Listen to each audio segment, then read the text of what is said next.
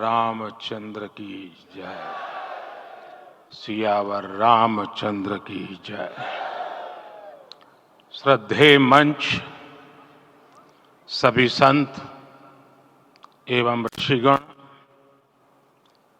यहाँ उपस्थित और विश्व के कोने कोने में हम सबसे साथ जुड़े हुए सभी राम भक्त, आप सबको प्रणाम, आप सबको राम राम।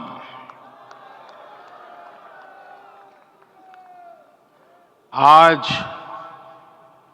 हमारे राम आ गए हैं।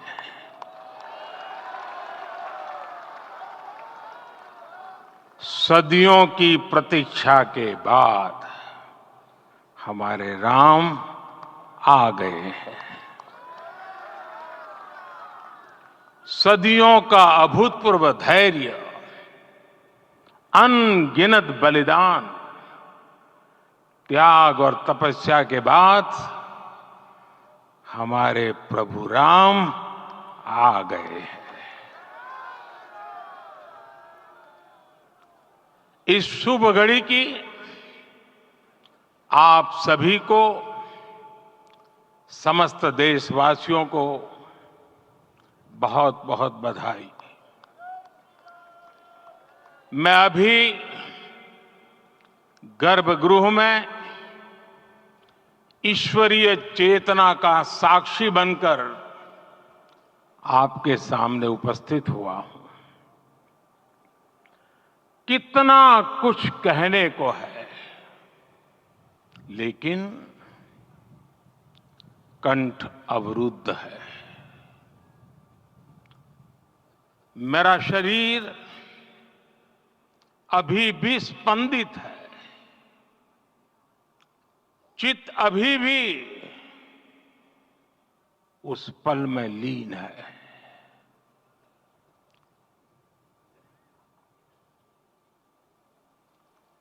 हमारे रामलला अब टेंट में नहीं रहेंगे।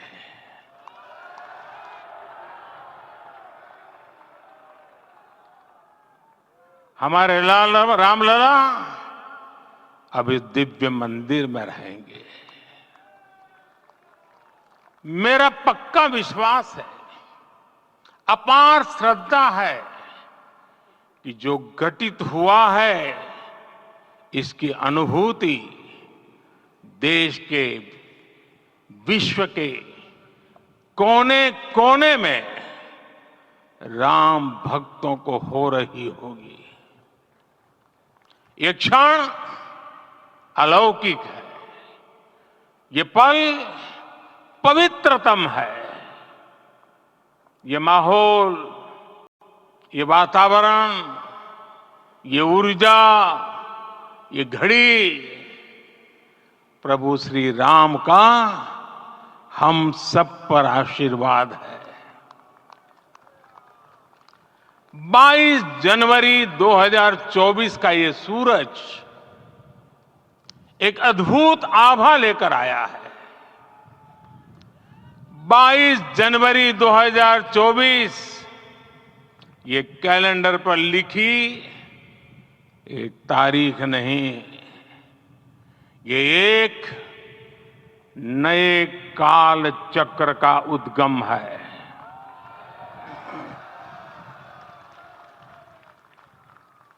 राम मंदिर के भूमि पूजन के बाद से प्रतिदिन पूरे देश में उमंग और उत्साह बढ़ता ही जा रहा था। निर्माण कार्य देख देशवासियों में हर दिन एक नया विश्वास पैदा हो रहा था।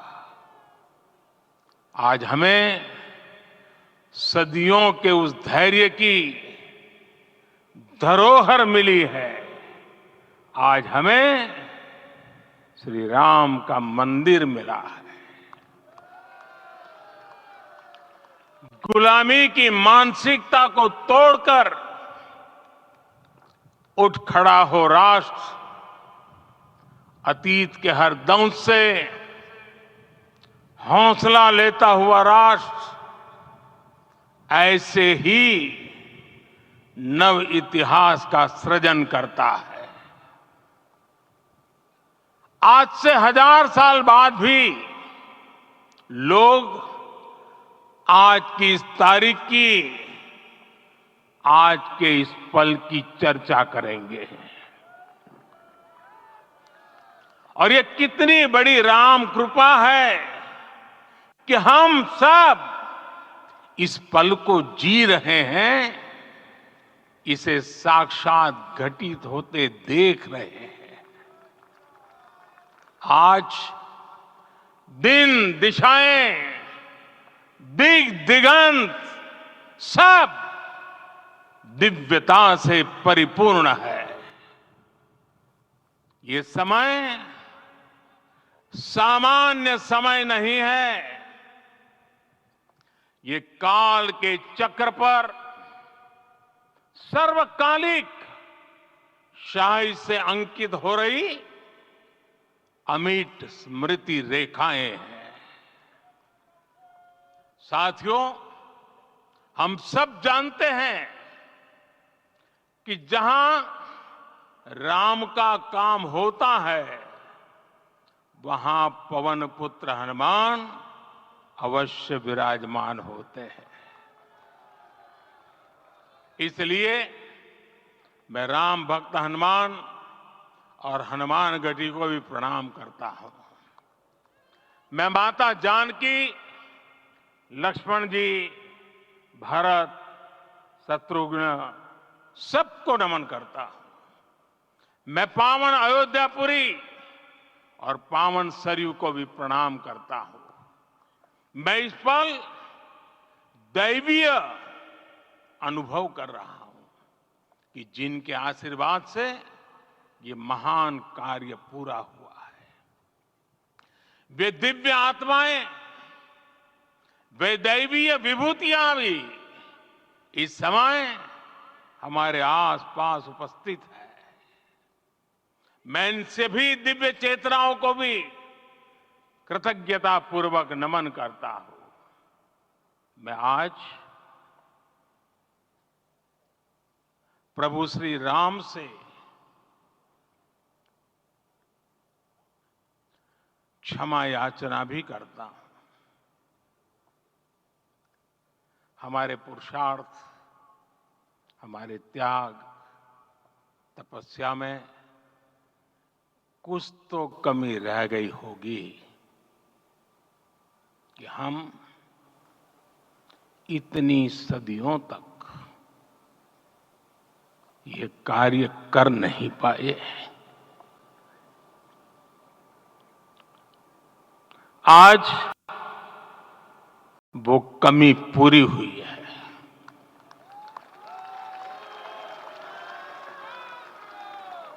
मुझे विश्वास है प्रभु राम आज हमें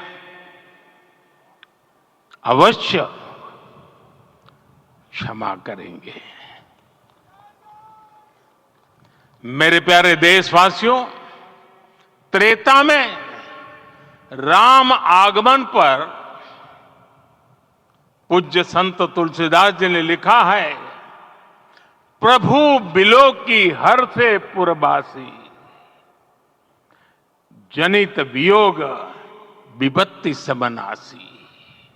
अर्थात प्रभु का आगमन देकर ही सब अयोध्यावासी, समग्र देशवासी हर्ष से भर गए।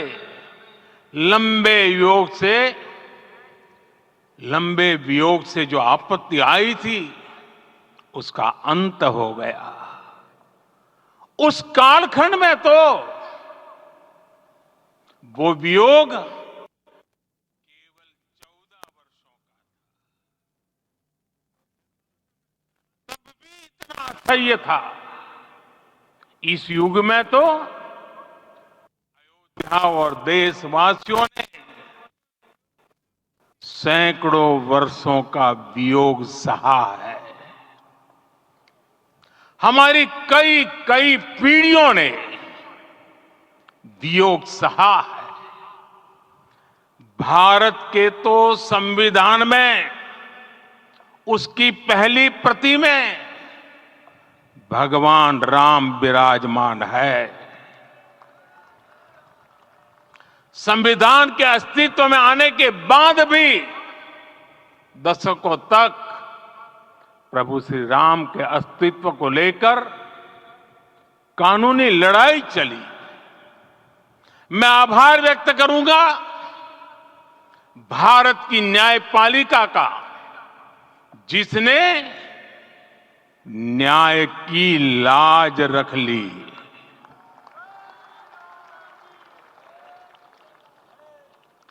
न्याय के पर्याय प्रभु राम का मंदिर भी न्यायबद्ध तरीके से ही बना। साथियों, आज गांव-गांव में एक साथ कीर्तन संकीर्तन हो रहे हैं।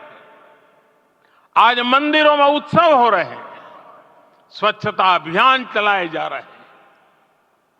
पूरा देश आज दीपावली मना रहा है।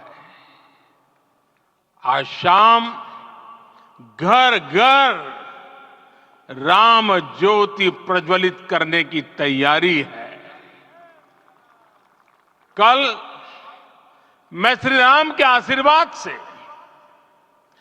धनुषकोडी में राम सेतु के आरंभ बिंदु अरिचल मुनाई पर था। जिस घड़ी प्रभु राम समुद्र पार करने निकले थे, वो एक पल था जिसने काल चक्र को बदला था। उस भावमय पल को महसूस करने का मेरा ये विनम्र प्रयास था। वहां पर मैंने पुष्प वंदना की। वहां मेरे भीतर एक विश्वास जगा कि जैसे उस समय काल चक्र बदला था, उसी तरह अब काल चक्र फिर बदलेगा और शुभ दिशा में बढ़ेगा। अपने 11 दिन के व्रत अनुष्ठान के दौरान मैंने उन स्थानों का चरण स्पर्श करने का प्रयास किया जहां प्रभु राम के चरण पड़े थे। चाहे वो नासिक का पंचवटी धाम हो, केरला का पवित्र त्रिपायर मंदिर हो, आंध्र प्रदेश में लेपाक्षी हो, श्रीरंगम में रंगनाथ स्वामी मंदिर हो, रामेश्वरम में श्री रामनाथ स्वामी मंदिर हो, या फिर धनुषकोडी।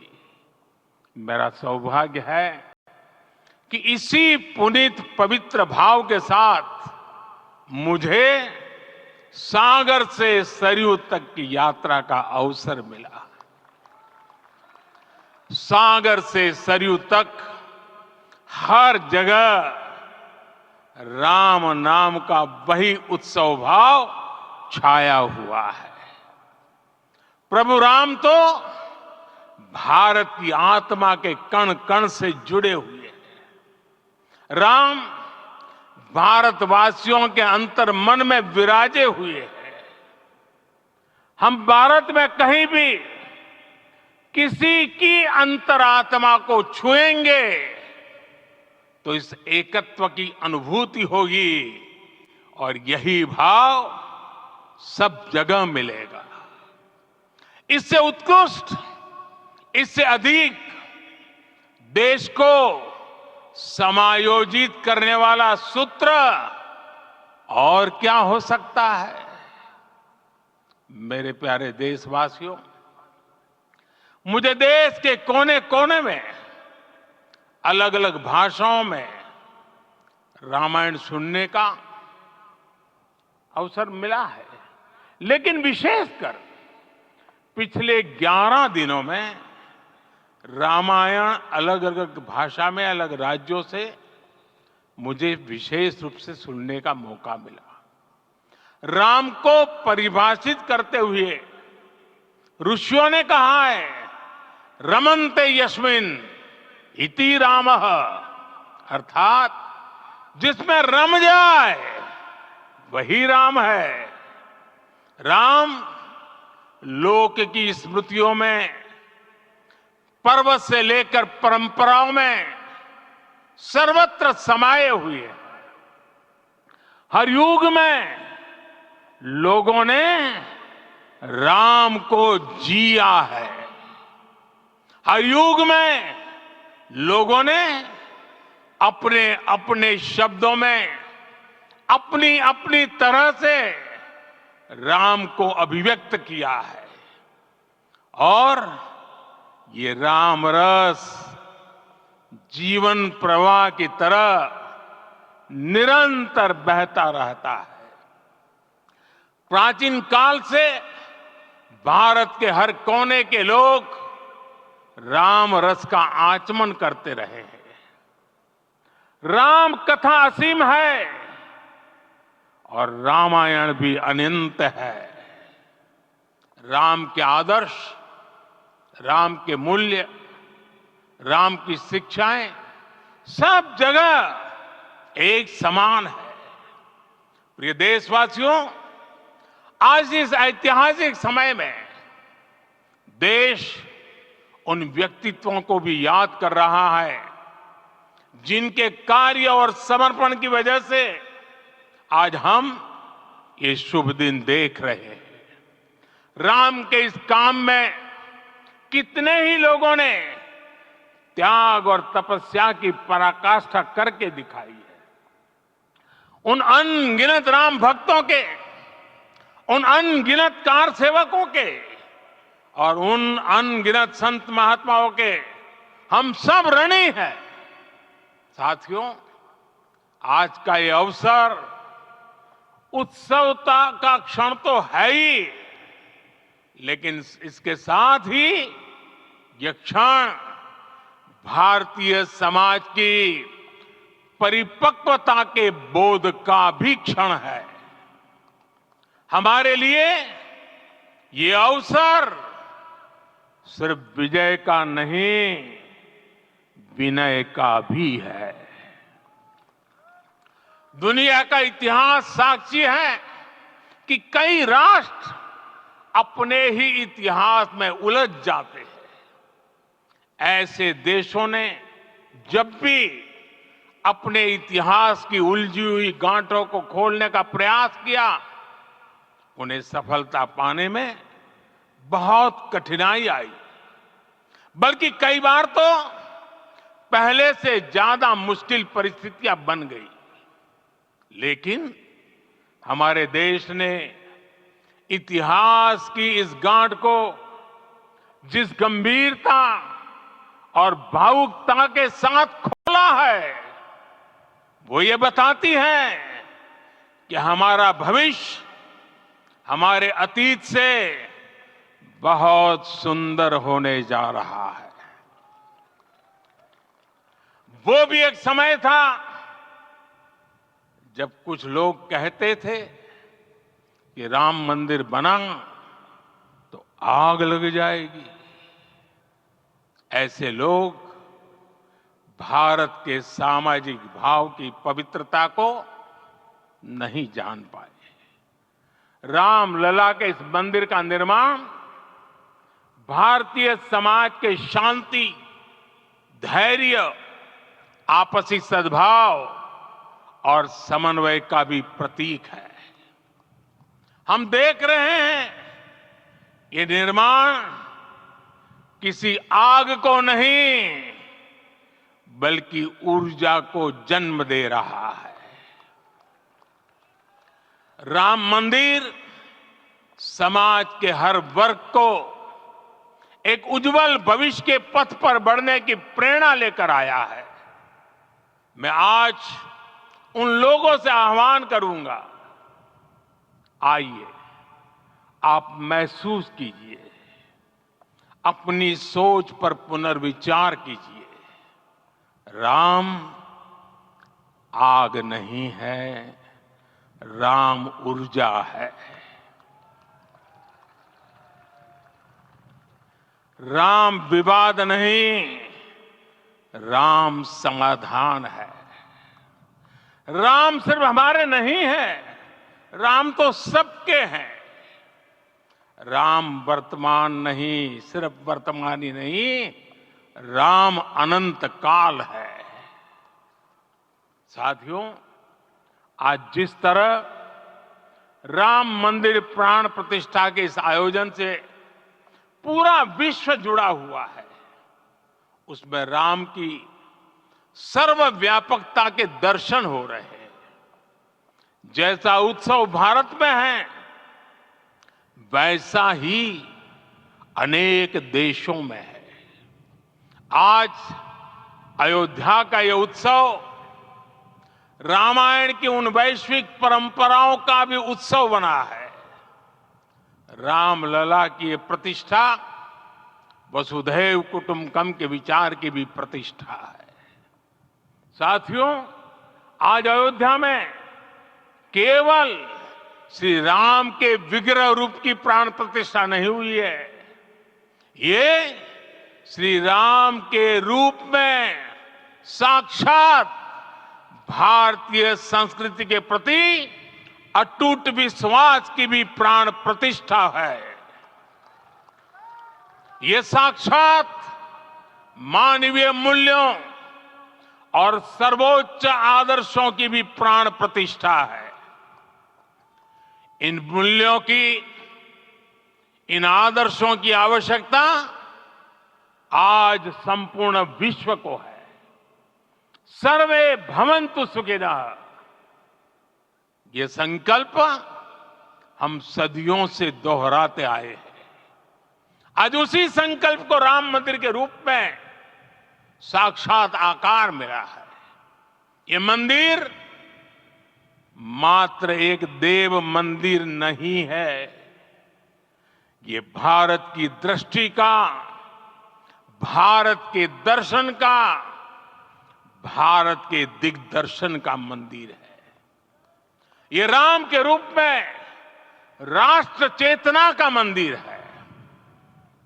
राम भारत की आस्था है, राम भारत का आधार है, राम भारत का विचार है, राम भारत का विधान है, राम भारत की चेतना है, राम भारत का चिंतन है, राम भारत की प्रतिष्ठा है, राम भारत का प्रताप है, राम प्रवाह है, राम प्रभाव है, राम नेति भी है, राम नीति भी है, राम नित्यता भी है, राम निरंतरता भी है, राम विभु है, विशद है, राम व्यापक है, विश्व है, विश्वात्मा है। और इसलिए जब राम की प्रतिष्ठा होती है तो उसका प्रभाव वर्षों या शताब्दियों तक ही नहीं होता, उसका प्रभाव हजारों वर्षों के लिए होता है। महर्षि वाल्मीकि ने कहा है, राज्यम 10 सहस्त्राणि प्राप्य वर्षाणि राघवः, अर्थात राम 10,000 वर्षों के लिए राज्य पर प्रतिष्ठित हुए, यानी हजारों वर्षों के लिए राम राज्य स्थापित हुआ। जब त्रेता में राम आए थे तब हजारों वर्षों के लिए राम राज्य की स्थापना हुई थी। हजारों वर्षों तक राम विश्व पथ प्रदर्शन करते रहे थे।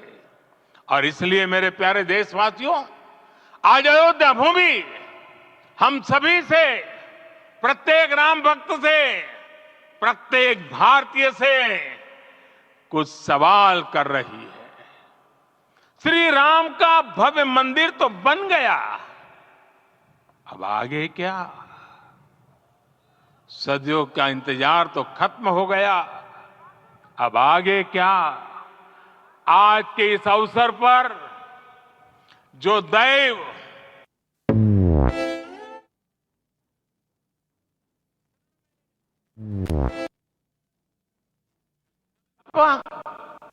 हम सब कदापि नहीं। आज मैं पूरे पवित्र मन से महसूस कर रहा हूं कि काल चक्र बदल रहा है।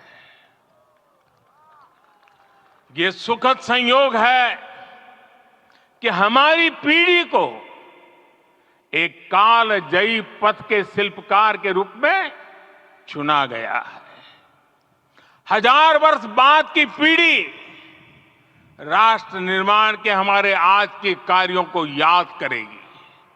इसलिए मैं कहता हूं, यही समय है, सही समय है। हमें आज से, इस पवित्र समय से अगले 1000 साल के भारत की नींव रखनी है। मंदिर निर्माण से आगे बढ़कर अब हमें सभी देशवासी यहीं इस पल से समर्थ, सक्षम, भव्य, दिव्य भारत के निर्माण की सौगंध लेते हैं।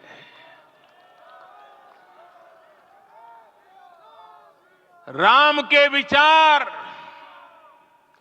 मानस के साथ ही जनमानस में भी हो, यही राष्ट्र निर्माण की सीढ़ी है। साथियों, आज के युग की मांग है कि हमें अपने अंतःकरण को विस्तार देना होगा। हमारी चेतना का विस्तार देव से देश तक, राम से राष्ट्र तक होना चाहिए। हनुमान जी की भक्ति, हनुमान जी की सेवा, हनुमान जी का समर्पण, ये ऐसे गुण हैं जिन्हें हमें बाहर नहीं खोजना पड़ता। प्रत्येक भारतीय में भक्ति, सेवा और समर्पण के भाव समर्थ, सक्षम, भव्य, दिव्य भारत का आधार बनेंगे। और यही तो है देव से देश और राम से राष्ट्र की चेतना का विस्तार। दूर सुदूर जंगल में, कुटिया में जीवन गुजारने वाली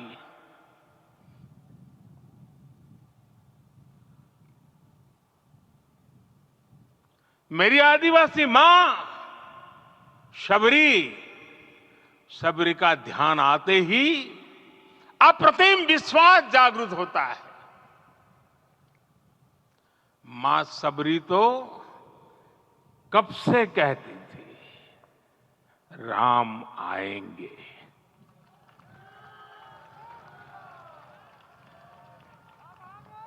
प्रत्येक भारतीय में जगा यही विश्वास समर्थ, सक्षम, भव्य भारत का आधार बनेगा। और यही तो है देव से देश और राम से राष्ट्र की चेतना का विस्तार। हम सब जानते हैं कि निषाद राज की मित्रता सभी बंधनों से परे है। निषाद राज का राम के प्रति सम्मोहन, प्रभु राम का निषाद राज के लिए अपनापन कितना मौलिक है। सब अपने हैं, सभी समान है। प्रत्येक भारतीय में अपनत्व की, बंधुत्व की ये भावना समर्थ, सक्षम, भव्य, दिव्य भारत का आधार बनेगी। और यही तो है देव से देश और राम से राष्ट्र की चेतना का विस्तार। साथियों, आज देश में निराशा के लिए रत्ती भर भी स्थान नहीं है। मैं तो बहुत सामान्य हूं, मैं तो बहुत छोटा हूं, अगर कोई ये सोचता है तो उसे गिलहरी के योगदान को याद करना चाहिए। गिलहरी का स्मरण ही हमें हमारी इस हिचक को दूर करेगा, हमें सिखाएगा कि छोटे बड़े हर प्रयास की अपनी ताकत होती है, अपना योगदान होता है। और सबके प्रयास की यही भावना समर्थ, सक्षम, भव्य, दिव्य भारत का आधार बनेगी। और यही तो देव से देश और राम से राष्ट्र का, राष्ट्र की चेतना का विस्तार। साथियों, लंकापति रावण प्रकांड ज्ञानी थे, अपार शक्ति के धनी थे, लेकिन जटायु जी की मूल्य निष्ठा देखिए। वे महाबली रावण से भिड़ गए। उन्हें भी पता था कि वो रावण को परास्त नहीं कर पाएंगे, लेकिन फिर भी उन्होंने रावण को चुनौती दी। कर्तव्य की यही पराकाष्ठा समर्थ, सक्षम, भव्य, दिव्य भारत का आधार है। और यही तो है देव से देश और राम से राष्ट्र की चेतना का विस्तार। आइए हम संकल्प लें कि राष्ट्र निर्माण के लिए हम अपने जीवन का पल पल लगा देंगे। राम काज से राष्ट्र काज, समय का पल पल, शरीर का कण कण राम समर्पण को राष्ट्र समर्पण के ध्येय से जोड़ देंगे। मेरे देशवासियों, प्रभु श्री राम की हमारी पूजा विशेष होनी चाहिए। ये पूजा स्व से ऊपर उठ करके समष्टि के लिए होनी चाहिए। ये पूजा अहम से उठकर वयम के लिए होनी चाहिए। प्रभु को जो भोग चढ़ेगा वो विकसित भारत के लिए हमारे परिश्रम की पराकाष्ठा का प्रसाद भी होगा। हमें नित्य पराक्रम, पुरुषार्थ, समर्पण का प्रसाद प्रभु राम को चढ़ाना होगा। इनसे नित्य प्रभु राम की पूजा करनी होगी, तब हम भारत को वैभवशाली और विकसित बना पाएंगे। मेरे प्यारे देशवासियों, ये भारत के विकास का अमृत काल है। आज भारत युवा शक्ति की पूंजी से भरा हुआ है, ऊर्जा से भरा हुआ है। ऐसी सकारात्मक परिस्थितियां फिर न जाने कितने समय बाद बनेगी। हमें अब चूकना नहीं है, हमें अब बैठना नहीं है। मैं अपने देश के युवाओं से कहूंगा, आपके सामने हजारों वर्ष की परंपरा की प्रेरणा है। आप भारत की उस पीढ़ी का प्रतिनिधित्व करते हैं जो चांद पर तिरंगा लहरा रही है। वो 15 लाख किलोमीटर की यात्रा करके सूर्य के पास जाकर मिशन आदित्य को सफल बना रही है। जो आसमान में तेजस और सागर में विक्रांत का परचम लहरा रही है। अपनी विरासत पर गर्व करते हुए आपको भारत का नव प्रभात लिखना है। परंपरा की पवित्रता और आधुनिकता की अनंतता, दोनों ही पथ पर चलते हुए भारत समृद्धि के लक्ष्य तक पहुंचेगा। मेरे साथियों, आने वाला समय अब सफलता का है। आने वाला समय अब सिद्धि का है। ये भव्य राम मंदिर साक्षी बनेगा भारत के उत्कर्ष का, भारत के उदय का। ये भव्य राम मंदिर साक्षी बनेगा भव्य भारत के अभ्युदय का, विकसित भारत का। ये मंदिर सिखाता है कि अगर लक्ष्य सत्य प्रमाणित हो, अगर लक्ष्य सामूहिकता और संगठित शक्ति से जन्मा हो, तब उस लक्ष्य को प्राप्त करना असंभव नहीं है। ये भारत का समय है और भारत अब आगे बढ़ने वाला है। शताब्दियों की प्रतीक्षा के बाद हम यहां पहुंचे हैं। हम सब ने इस युग का, इस कालखंड का इंतजार किया है। अब हम रुकेंगे नहीं, हम विकास की ऊंचाई पर जाकर ही रहेंगे। इसी भाव के साथ रामलला के चरणों में प्रणाम करते हुए आप सभी को बहुत बहुत शुभकामनाएं। सभी संतों के चरणों में मेरे प्रणाम। सियावर रामचंद्र की, सियावर रामचंद्र की, सियावर रामचंद्र की।